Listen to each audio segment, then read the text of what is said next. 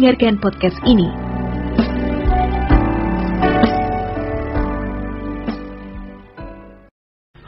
Bapak, Ibu, saudara-saudaraku sekalian yang kekasih, hari-hari ini, minggu-minggu belakangan ini, bahkan bulan-bulan belakangan ini, ada orang-orang Kristen dari komunitas artis, politisi, dan mereka yang memiliki prestasi di tengah-tengah masyarakat berpindah agama. Hal ini sungguh-sungguh menyedihkan, saudaraku. Mereka menyangkali imannya, meninggalkan Tuhan Yesus, murtad.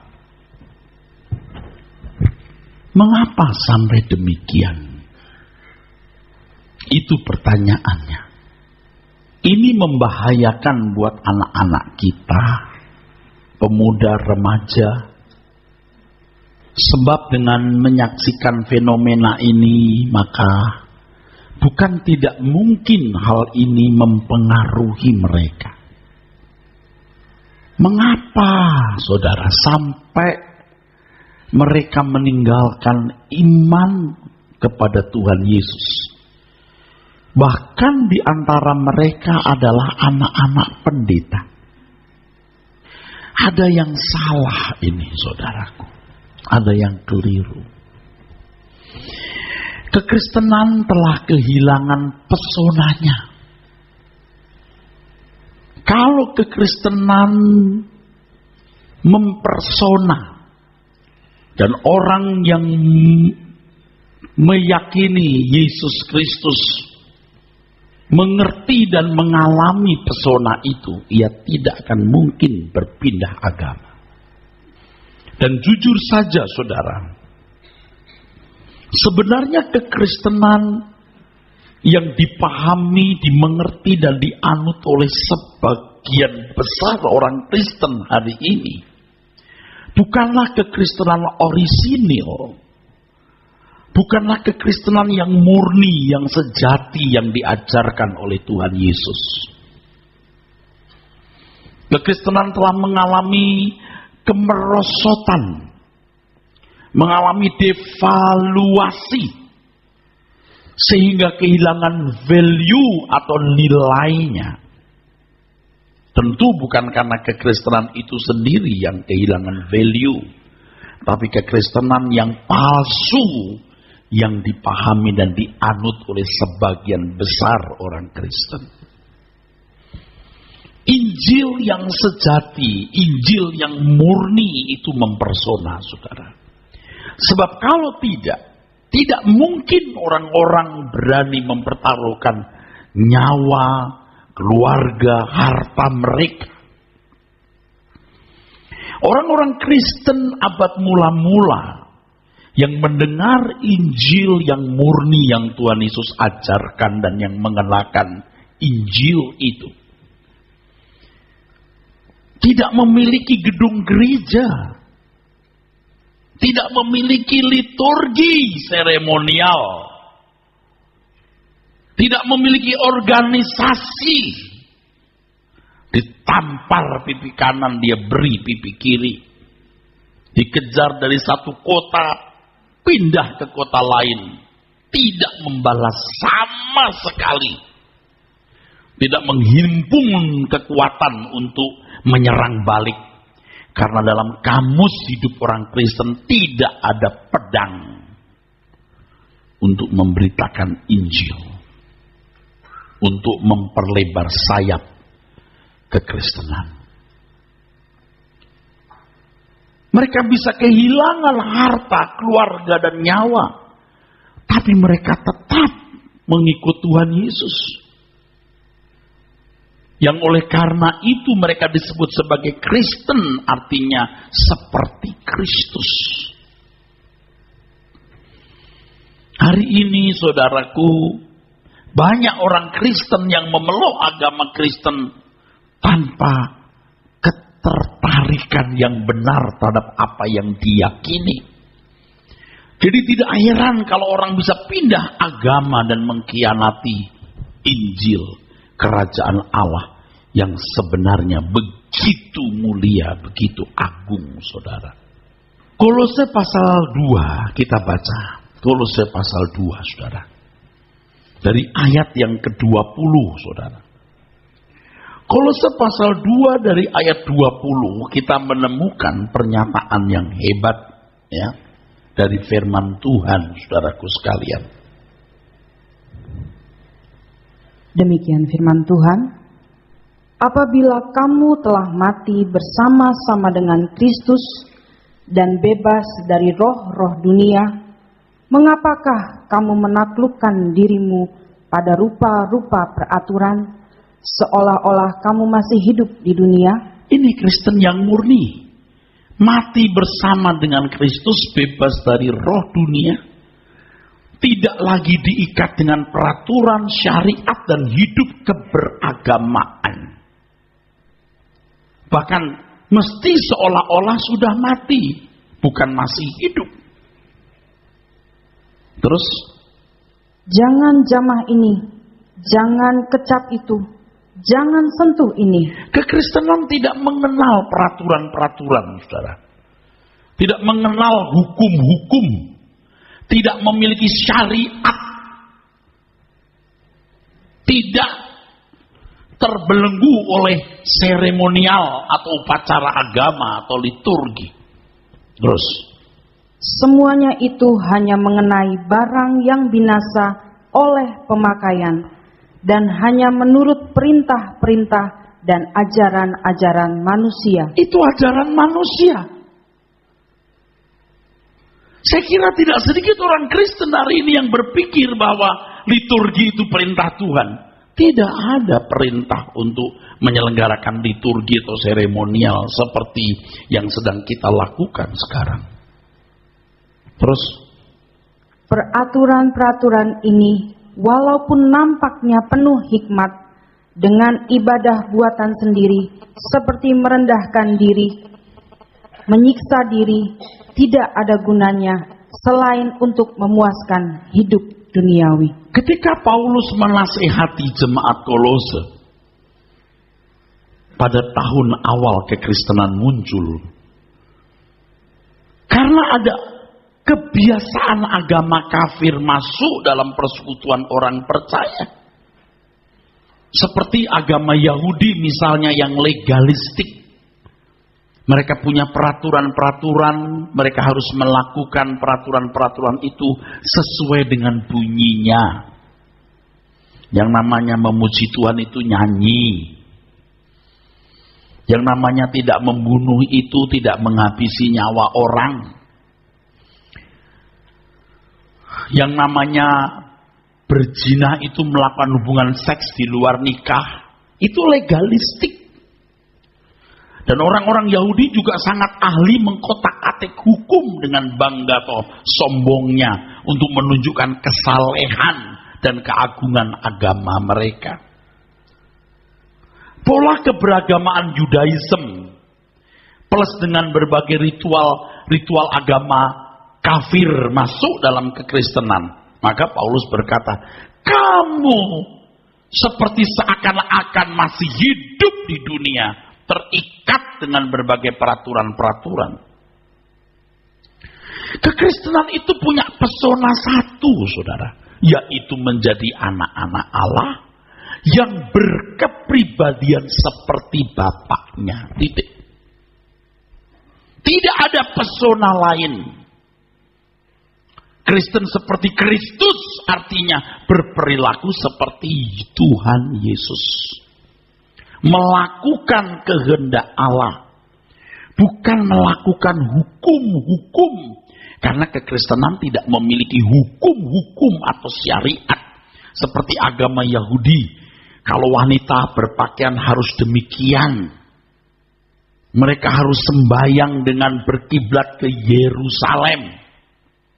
Orang Yahudi harus mengadakan ziarah setiap tahun ke Yerusalem, khususnya pada Paskah.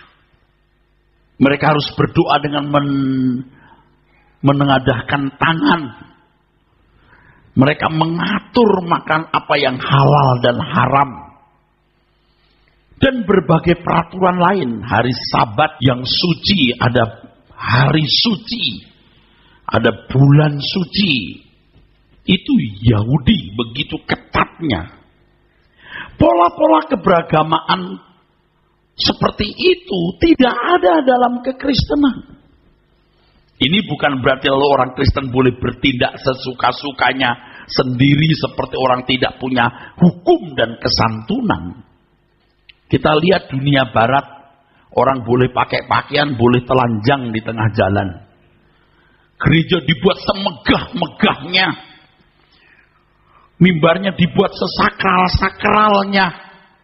Para pemimpin-pemimpinnya kalau memimpin upacara pakai pakaian-pakaian khusus. Gereja kosong. Jadi seks shop, toko seks. Jadi rumah ibadah agama lain. Jadi kafir. Jadi kafe. Tuh. Karena pesonanya hilang. Tidak ada syariat, tidak ada hukum, bukan berarti lalu sembarangan. Sebab orang percaya itu pesonanya menjadi anak Allah dan berkelakuan atau menjadi anak Allah sebab berkelakuan seperti bapaknya. Not just to do the law, bukan sekedar melakukan hukum, but to be like, tapi menjadi seperti God, to be like Him, to be like Christ. Orang Kristen yang tidak mengerti kebenaran ini hidup suka-suka, apalagi kalau sudah bicara soal kasih karunia, anugerah, seakan-akan orang bisa bebas masuk surga karena Yesus telah mati di kayu salib dan otomatis dia selamat. Pesona saudara apa jadi orang Kristen? Coba lihat tetangga kita, 30 hari puasa, sembahyang dengan tekun jam 4 pagi. Setelah 30 hari puasa, mereka berkemenangan, menyatakan diri menang. Saudara doa kagak, puasa kagak, ngaku menang. Gila enggak? Ngawur enggak itu namanya? Nggak ada hukum lalu boleh pakai pakaian sembarangan. Nggak ada hukum lalu boleh bertindak suka-suka sendiri. Kristen itu seperti Kristus. Kelakuannya bukan hanya baik. Bukan hanya legalistik tidak membunuh. Kamu membenci saudaramu, kamu membunuh. Betul nggak? Batiniah yang harus digarap. Makanya saudaraku, kenapa saya ajak saudara untuk tiap hari minimal 30 menit duduk diam di kaki Tuhan. Karena standarnya orang Kristen itu melakukan kehendak Tuhan. Untuk mengerti kehendak Tuhan, orang harus ada perjumpaan dengan Tuhan. Kalau ilmu agama, you belajar 4 tahun, cerdas, pinter, percaya deh saudara. Nggak usah 4 tahun, setahun, tiap hari belajar ilmu agama. Dilarang begini, ini yang haram, ini yang halal. Cara berdoa, cara sembahyang begini. Easy to do. Tapi kalau mendalami pikiran perasaan Tuhan, itu sepanjang umur hidup kita. Itu pesonanya Kristen. Jangan karena tidak ada hukum, tidak syariat, nggak ada liturgi, lalu orang suka-suka. Nah ini. Nggak punya apa-apa. Bonek, bondo nekat. Yang penting percaya nanti masuk surga. Percaya itu apa? Kalau cuma berkata Yesus suruh selamat, itu baru identitasnya. Mestinya lewat proses hidup kekristenan yang benar, saudara dari manusia berdosa menjadi manusia Allah. Dari hidup menyenangkan diri sendiri, hidup hanya untuk menyenangkan Tuhan. Kalau yang muda-muda masih mau menyenangkan diri sendiri, ya saya tidak bisa ngomong apa-apa. Tapi kalau sudah umur di atas 50 tahun, harus sudah mematikan semua keinginan. Makananku melakukan kehendak Bapa dan menyelesaikan pekerjaannya. Melakukan kehendak Tuhan itu jadi kenikmatan. Maka nyari Tuhan. Kalau nggak ketemu, saudara mau melakukan apa? Tiap hari 30 menit duduk diam. Supaya Tuhan jangan sekedar menjadi fantasi. Fantasi. Cuma jadi fantasi. Didiskusikan, dikhotbahkan, dinyanyikan. Tapi tidak ada connect. Tidak kontak. Kenapa saya dorong saudara mencari Tuhan tiap hari itu? Supaya saudara mengalami Tuhan. Jangan dikit-dikit datang ke pendeta, doakan Pak, dikit-dikit Pak tolong saya. Loh, pendeta ini bukan mediator Pak, tapi cuman tutor. Mediatornya itu Tuhan Yesus. Kalau dukun bisa ketemu tuyulnya, genderuwo demit, saudara bisa ketemu Tuhan. Tetapi harus belajar firman. Supaya jangan jadi mistik. Yang dikit-dikit, suara Tuhan, saya dengar Tuhan bicara. Yang begitu saya tidak percaya. Mendengar suara Tuhan itu setiap saat di dalam batin kita. Yang terkristal dalam tindakan. Yang sering-sering Tuhan bicara. Udah, jangan percaya yang begitu. Itu justru yang palsu. Yang benar itu tenang, tapi kelakuannya menunjukkan keagungan pribadi anak Allah. Jangan nggak ketemu Tuhan. Kristen itu agungnya di situ. Nah, karena keagungan ini tidak ditemukan, nafas jiwanya, intinya tidak didapat, maka diganti dengan gedung bagus, mimbar sakral, liturgi yang dibuat khusyuk, seremonial. Jadi palsu, saudaraku. Kristen abad mula-mula nggak pakai gedung gereja, nggak pakai kebaktian, nggak pakai organisasi, tapi manusianya to be like Christ, seperti Kristus. Itu yang benar. Kita kembali ke Kristen yang benar. Supaya hidup kita ini sungguh-sungguh berkenan kepada Tuhan dan menyenangkan hatinya. Kalau Anda tidak serius, mohon maaf ya, you nggak usah duduk di sini. Kalau Anda nggak ketemu Tuhan, Anda nggak bisa ngikutin khotbah ini. Anda pikir, wah itu khotbah terlalu sulit, keras.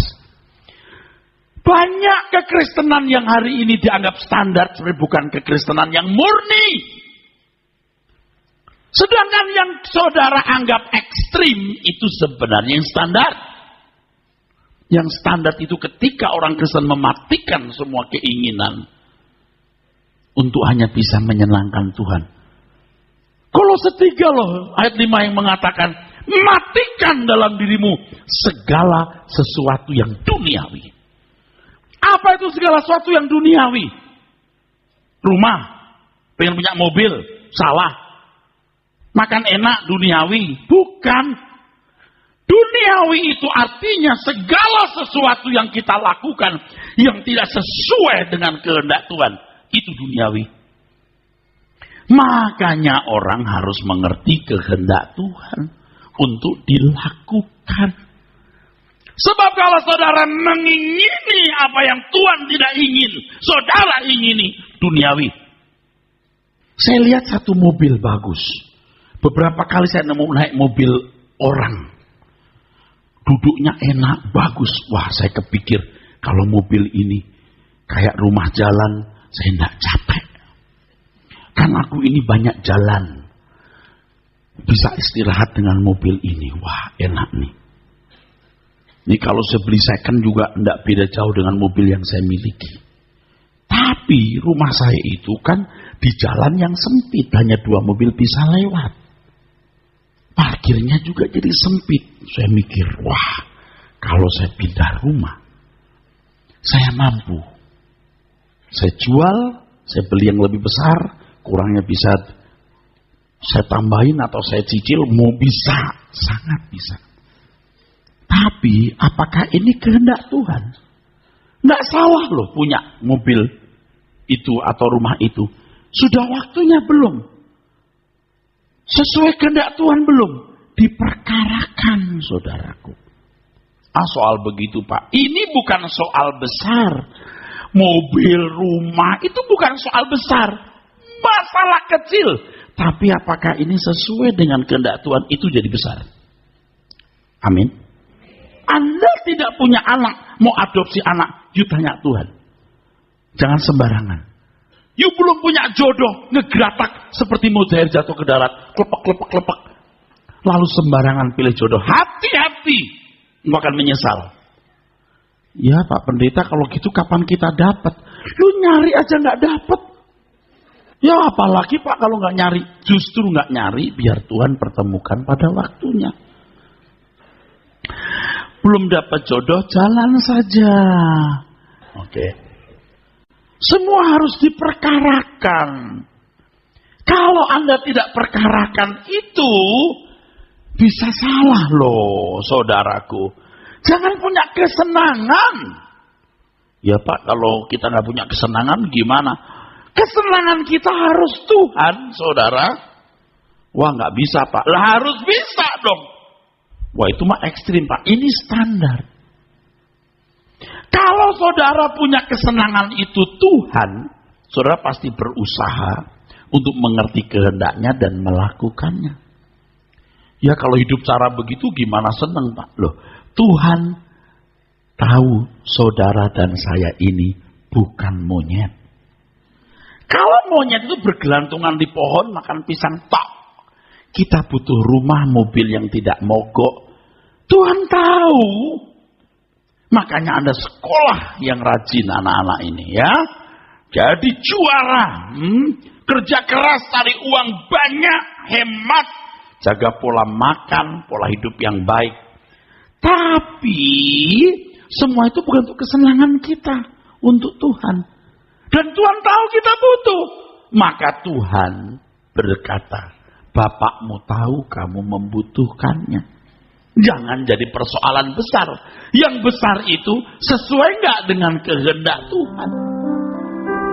Pak kalau ngikutin Pak Eras bagaimana kita? Orang-orang kaya tidak bisa nggak mau dengar. Memang orang kaya suka masuk surga. Dia pikir dengan uang dia bisa buat ini beli itu. Saya juga kadang-kadang udah nggak bisa nahan.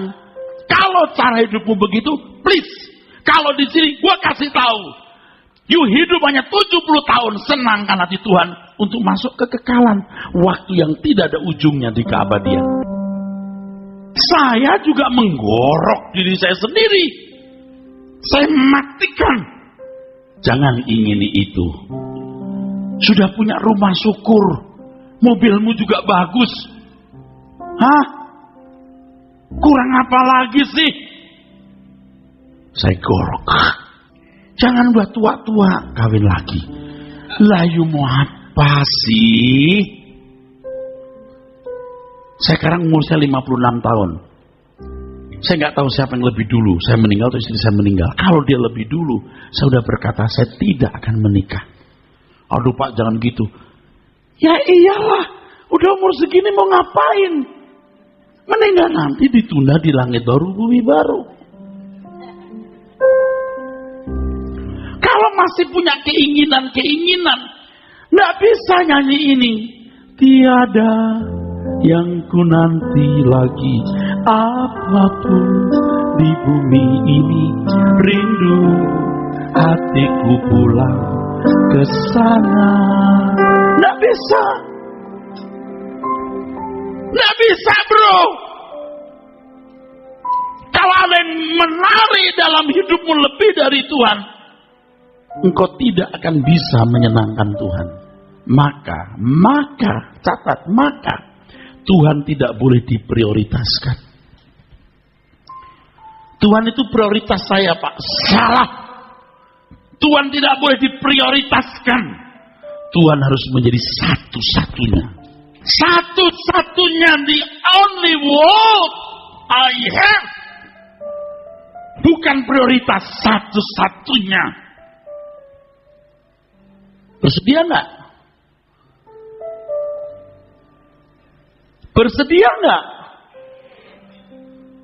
Pak, kalau ngikutin Pak Eras gitu, kita gimana hidup? Hidup. Tuhan akan bela hidupmu. Engkau menjadi kekasihnya, percaya. Sulit kamu gagal dan miskin, karena engkau akan membawa kebesaran Tuhan dalam hidupmu. Kok takut loh saudara? Kok rasa kurang seneng loh saudara? Jangan ngitung-ngitung di sini. Kalau aku punya ini, kalau aku beli ini, kalau aku buat ini, aku bahagia. Di luar kontrol Tuhan, engkau tidak akan pernah menjadi orang yang berkenan kepada Tuhan. Wah, berat Pak. Kalau saudara di ujung maut, ketika engkau mau menarik nafas terakhir, engkau tahu apa yang saya katakan ini benar. Tapi nggak usah nunggu nanti, Anda akan menyesal. Sekarang ini mulai. Saya kalau sudah mulai ada kesenangan, saya nggak bisa nyanyi ini dengan tulus. Waduh, kalau punya gedung gereja, waduh kalau ini nanti, itu pun salah. Tidak kuingini gedung gereja. Wah, untuk Tuhan Pak, ya, untuk Tuhan, tapi aku senang juga. Biar Tuhan yang senang dan aku mengikuti perasaannya. Bukan aku senang, Tuhan ikuti perasaanku. Terbalik. Licik kita seringkali begitu. Tuhan, kalau aku punya mobil, aku mau jemput-jemput orang ke gereja. Tuhan mau dibohongi lagi. Kalau aku punya villa, nanti bikin doa semalam suntuk di villaku. You mau ngakali Tuhan dengan perkataan itu. Kalau engkau berkati aku Tuhan, aku jadi saksi dalam keluargaku. Sekarang aku miskin begini. Mereka bilang, tuh gara-gara kamu sungguh-sungguh ikut Tuhan, nyatanya begitu. Makanya Tuhan, berkati Tuhan, aku jadi saksimu Tuhan. Mau ngibuli Tuhan loh. Kamu cari kesenangan dengan kekayaan itu. Tuhan, kalau aku tidak punya jodoh, aku nanti jajan-jajan. Bikin dosa gitu loh. Kau punya jodoh pun tetap punya dosa nak. Otakmu ngeres. Jangan ngibuli Tuhan gitu. Tuhan swear deh, kalau aku punya jodoh, aku berhenti berbuat dosa. Otakmu ngeres. Kalau engkau jadikan Tuhan kesenangan hidupmu, kau baru berhenti berbuat dosa. Matikan tuh keinginan-keinginanmu. Tuhan, sebelum aku mati, aku mau punya villa. Nggak usah. Kalau waktunya punya villa, beli. Belum waktunya, jangan ingini. Ada yang naik motor ke sini, jangan mikir punya mobil. Itu perkara kecil, nak. Perkara kecil, Bu, Pak. Waktunya punya mobil, beli aja. Masalahnya bukan di mobil atau harga motor, tapi masalahnya apakah yang kau ingini sesuai keinginan Tuhan. That's it.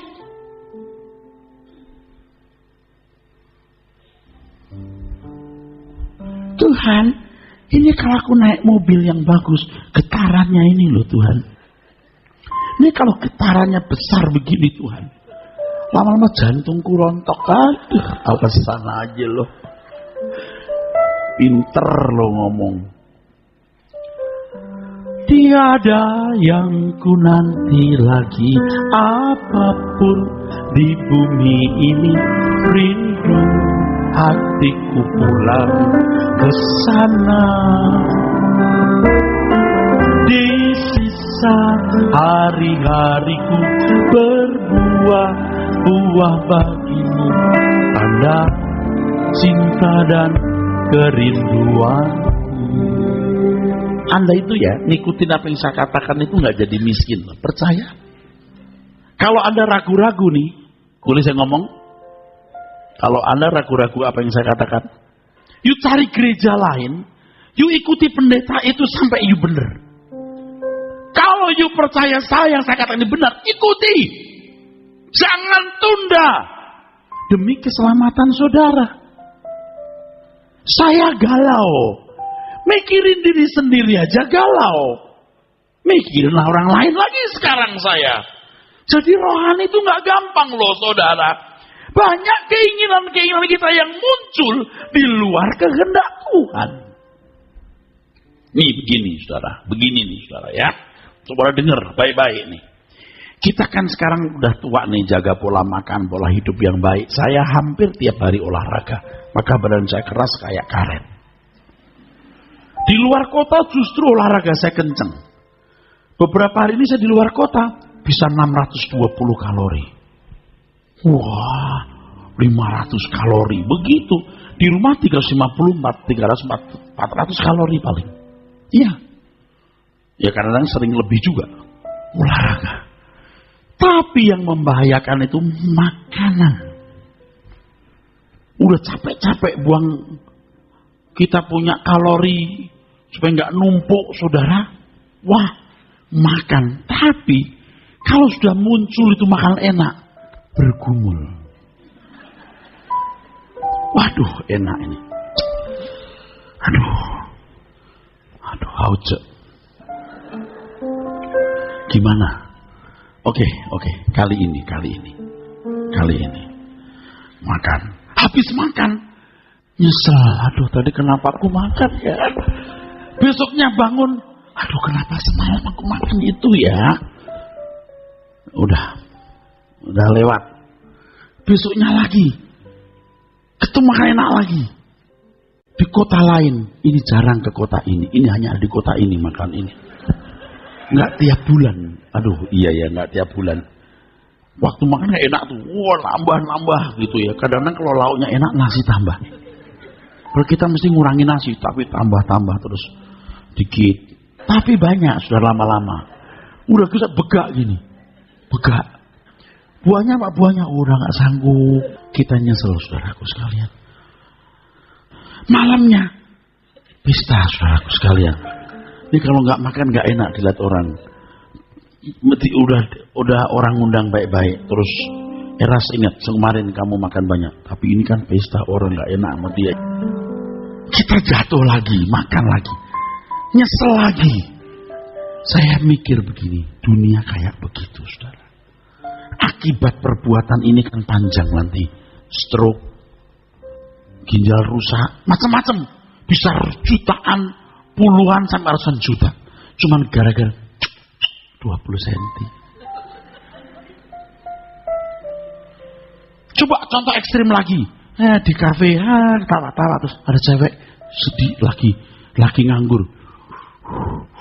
Bibirnya merah, cantik gitu. Dilirik-lirik terus sudah juga gini. Terus kenalan. Tukeran handphone. Terus ketemu. Terus dibawa ke satu tempat. Udah deh, tidur bareng. Besoknya kena HIV. Kalau hari itu aja nggak usah ngelirik-ngelirik. Begitu lihat, dolphin. Anggaplah ikan dolphin. Dilihat bagus tapi nggak usah dipeluk kan gitu. Berani meluk ikan dolphin yang diung. Bagus ya, tapi kan peluk kan garang orang. Dolphin lebih bagus ini. Shark lebih sadis lagi tuh. Paling bagus. Pak, bahaya ini. Gitu. Nah, gara-gara seneng. Ini orang begini sudah, begini. Waduh, enak ya punya rumah di situ ya beli. Udah punya rumah, wah di sana juga punya beli. Waduh kalau mobil ganti. Wah kalau terus begitu mati ketemu Tuhan, kamu hanya menyenangkan dirimu.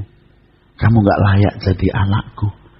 Mestinya prinsip hidupmu adalah makananku melakukan kehendak Bapa dan menyelesaikan pekerjaannya. Mampus gak? Rata-rata saudara begitu loh. Rata-rata ini masih begitu. Itu standar. Ke gereja pun cuma karena mau minta tolong Tuhan. Tuhan, aku mau ganti mobil. Tuhan, rumahku banjir. Kenapa saudara tidak begini? Tuhan, aku hanya mau menyenangkan Engkau. Udah, Malaikat berbisik, gimana mobilmu? Biar. Nggak ada yang amin kan? Benarkah yang saya ngomong ini? Saya tahu nggak saya menyelamatkan saudara? Tidak ada cara lain untuk berkenan. Matikan semua yang duniawi. Semua yang tidak sesuai pikiran perasaan Allah dibuang. Makanya orang mesti mengenal kebenaran, punya kecerdasan roh, supaya nggak mistik, lalu ketemu Tuhan. Connect. Harus, saudaraku sekalian. Saya galau karena saya tahu mematikan keinginan daging, keinginan mata itu susah. Tapi tidak ada pilihan lain untuk bisa menyenangkan Tuhan kecuali kita mematikan keinginan kita sendiri untuk bisa memuaskan dan menyenangkan hati Tuhan, saudaraku sekalian. Harimu yang mulia, ku harap segera tiba. Yang ngarang saja nih kadang-kadang gak stabil. Nyanyi tok tuh bacotnya aja, hatinya enggak. Tapi kalau saya sudah sadar ini ngomong tok saya, ada something wrong dalam hidup saya.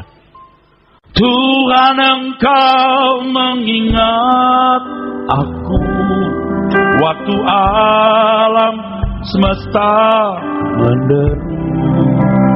Bagaimana Tuhan mau ingat saudara? Saudara sepanjang hidup tidak mengingat perasaan Tuhan. Yang boleh ngomong itu orang yang mengingat perasaan Tuhan.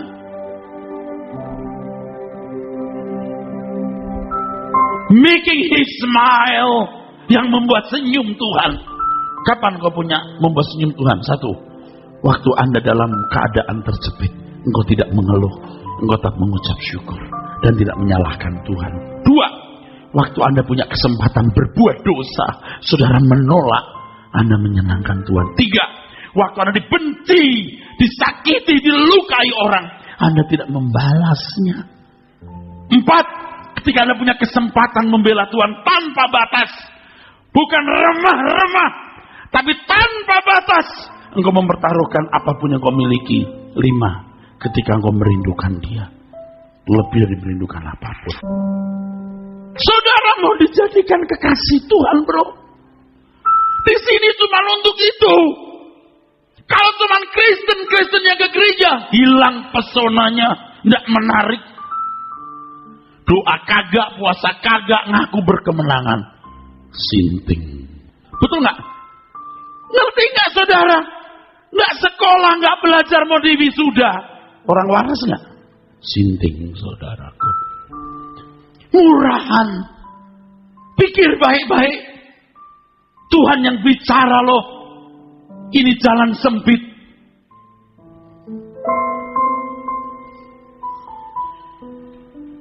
Tidak ada hasrat yang lain kecuali saudara mau diubahkan Tuhan. Amin. Kalau saudara merasa ragu-ragu, ini benar atau tidak? Saya kasih tahu ini benar. Saudara nanti di ujung maut, Anda baru tahu ini benar. Ketika kau menghabiskan waktumu, tenagamu, uangmu, kelebihanmu hanya untuk kesenanganmu sendiri, engkau baru menyesal waktu itu. Saya ulangi ya, kalau Anda menyenangkan Tuhan, Tuhan tahu kita bukan monyet. Tuhan juga senang kalau kita senang. Kita boleh jalan-jalan, punya rumah, punya mobil, Tuhan pun tahu. Karena hidup kita membawa kebesaran Tuhan. Tapi jangan punya kesenangan. Jangan memprioritaskan Tuhan. Jadikan Dia satu-satunya kesukaan kita. Kalau saudara mengingat Tuhan, saudara baru boleh berkata, Tuhan, Engkau mengingat aku waktu alam semesta menderu. Engkau datang sebagai Raja menjemput orang saleh semua.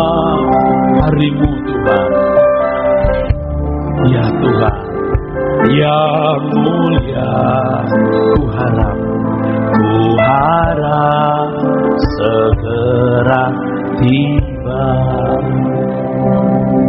Coba Anda baca dengan nurani yang benar. Nuranimu mesti jujur. Saya mengatakan ini punya kepentingan apa? Gereja besar pun tidak boleh kuingini dan kupikirkan.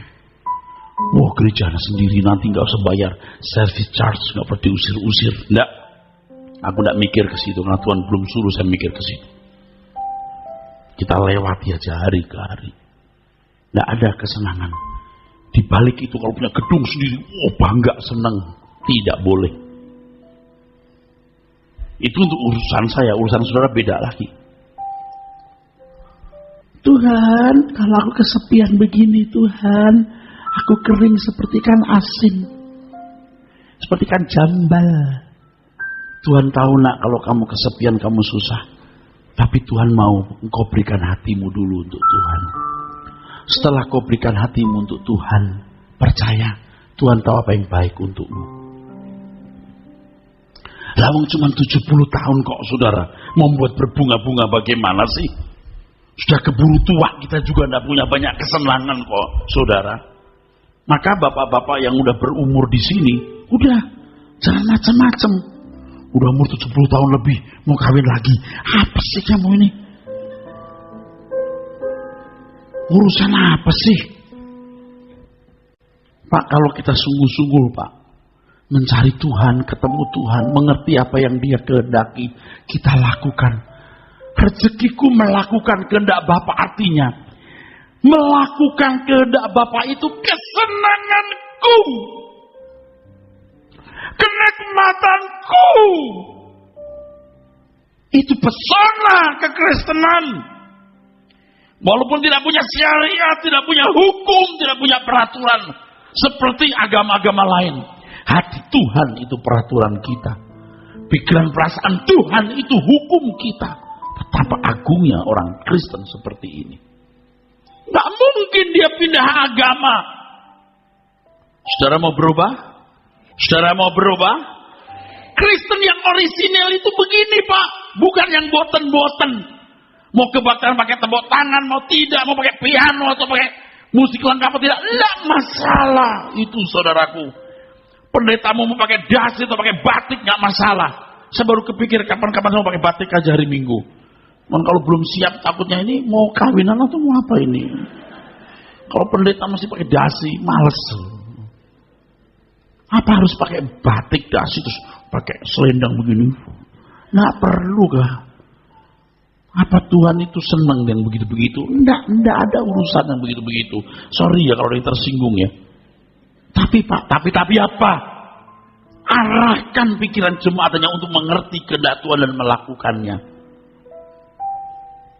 Paulus berkata di Galatia 2 ayat 1, sebab aku telah mati oleh hukum Taurat untuk hukum Taurat, supaya aku hidup untuk Allah. Aku telah disalibkan dengan Kristus. Kristen itu luar biasa Pak. Sebab aku telah mati oleh hukum Taurat untuk hukum Taurat, supaya aku hidup untuk Allah. Aku telah disalibkan dengan Kristus.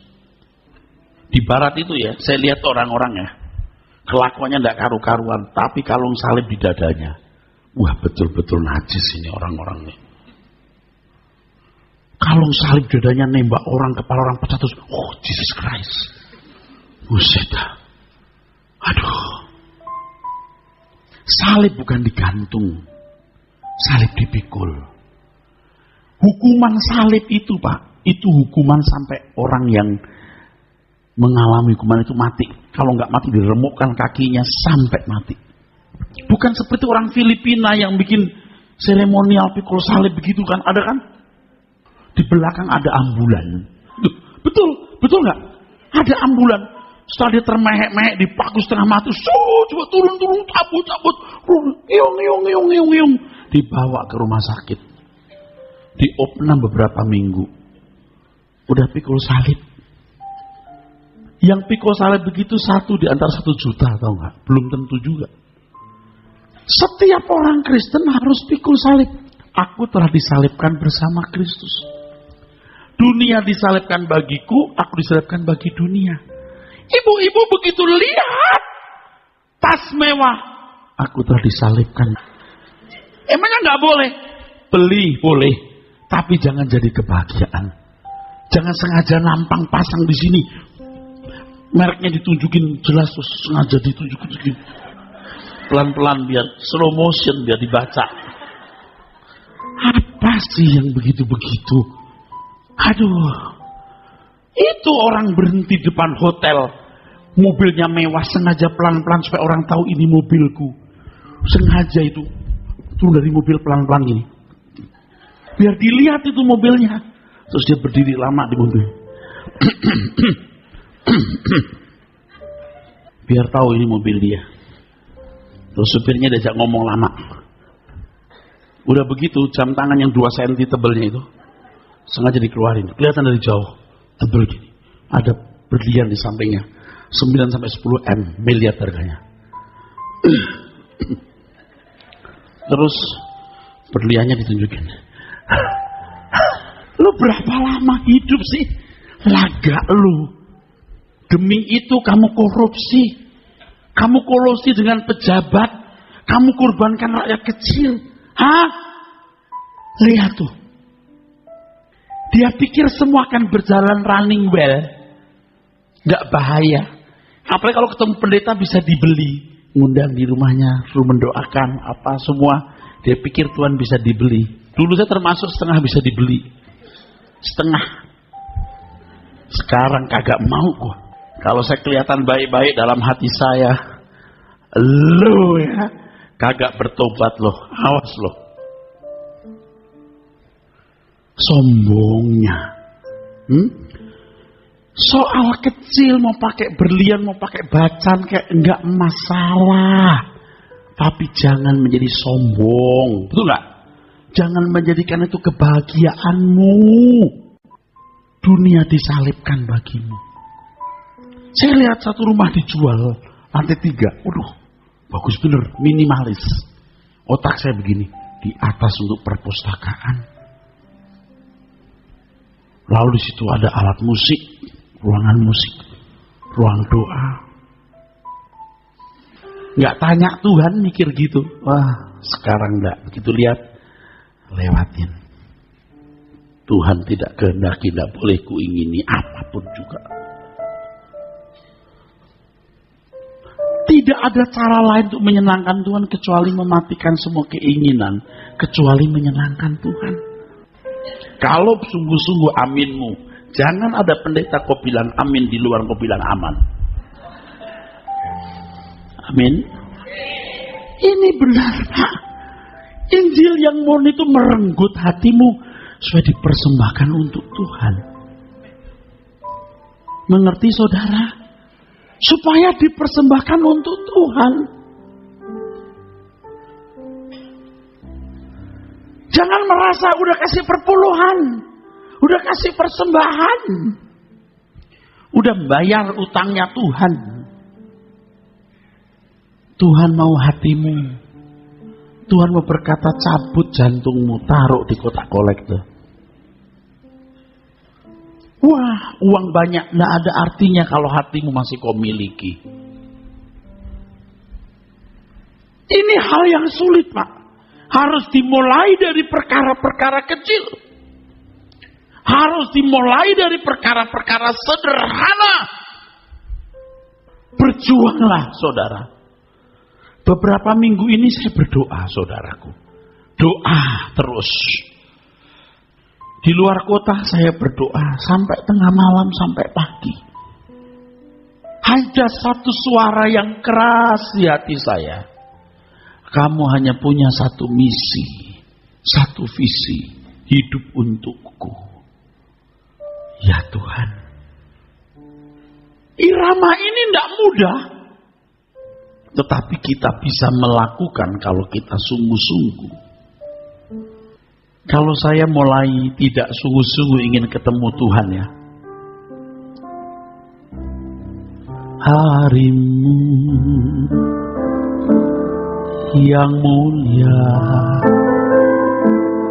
ku harap segera tiba. Harimu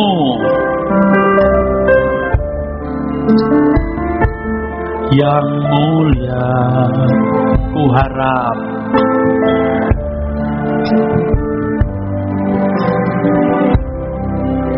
Benar saudara mengharapkan hari Tuhan segera tiba? Gak yakin saya. Gak yakin. Sedikit sekali. Saya pikir kalau saya tidak menyala dengan sungguh-sungguh, tidak merindukan sungguh-sungguh bertemu dengan Tuhan, bagaimana saya bisa menulari orang? Jadi saya setengah maksa.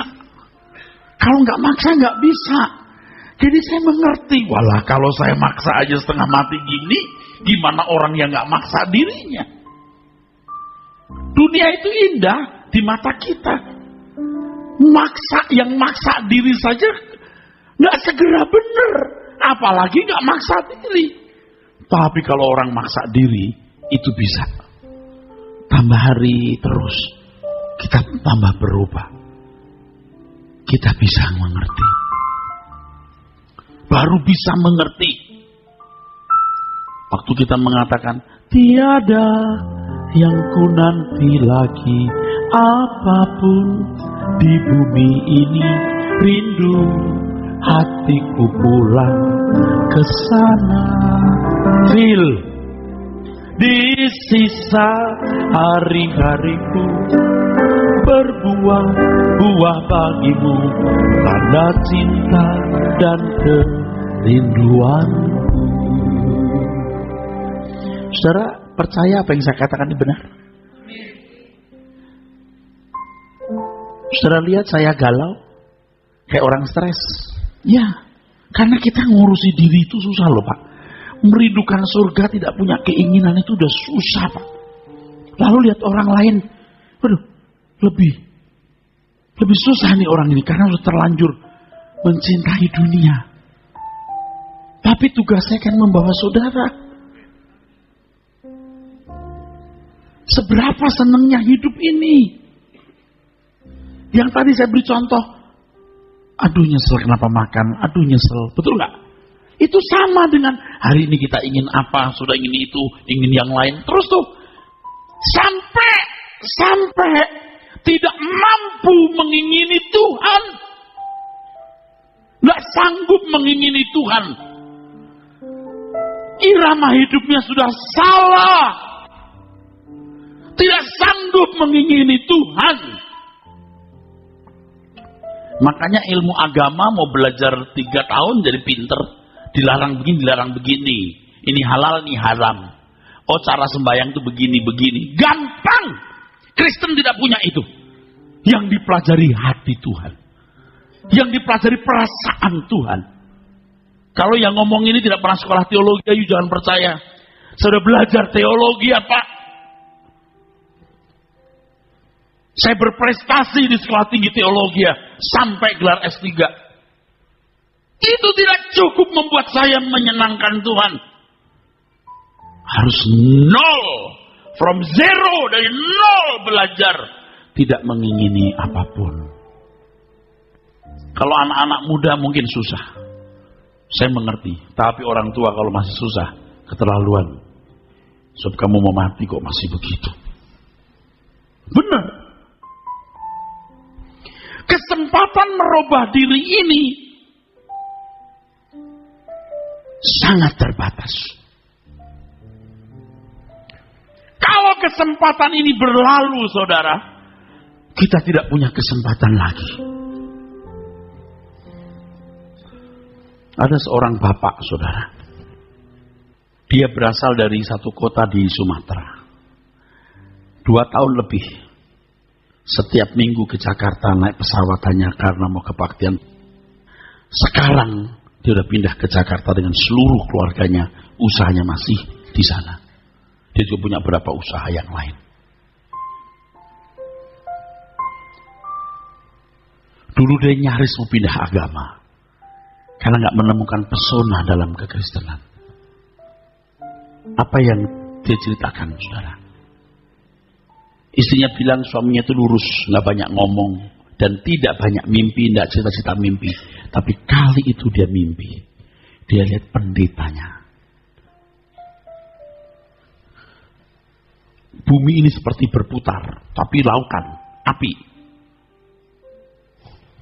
Lalu dia lihat pendeta lah gini-gini. Lihat ada seorang pendeta begini. Dia kenal pendetanya. Dia kenal pendeta itu. Loh, dia seperti di satu jembatan. Kesaksian itu memberkati saya. Saya tidak mau seperti pendeta itu. Ada seorang bapak juga hadir di sini waktu ngobrol beliau ada, seingat saya. Cerita begini, temannya, saudaranya cerita begini, Pak, saya baru dari Singapura. Ada seorang berbicara. Dia orang Indonesia tinggal di Singapura. Saya tiap minggu ke Jakarta loh, Pak. Saya ke Baghdad. Waduh, sudah tambah berat saya, Pak. Ini seperti bapak tadi itu. Jakarta. Waduh, kalau saya nggak jadi contoh, nggak bawa firman Tuhan yang memberkati orang jauh-jauh bagaimana? Saya berharap tidak ada seorang pun kita yang tertinggal di api kekal. Semua kita ke surga, saudara. Tetapi saudara harus berubah dulu. Baru kita akan bertumbuh terus. Kalau saudara merasa sebagai orang yang belum sungguh-sungguh mengambil keputusan mencari Tuhan untuk mengerti kehendak Tuhan dan melakukan kehendak Tuhan itu, hari ini kita bertobat. Selagi Tuhan masih memberi kesempatan kita untuk berubah. Saya juga mau bertobat. Setiap hari kita mau berubah. Amin.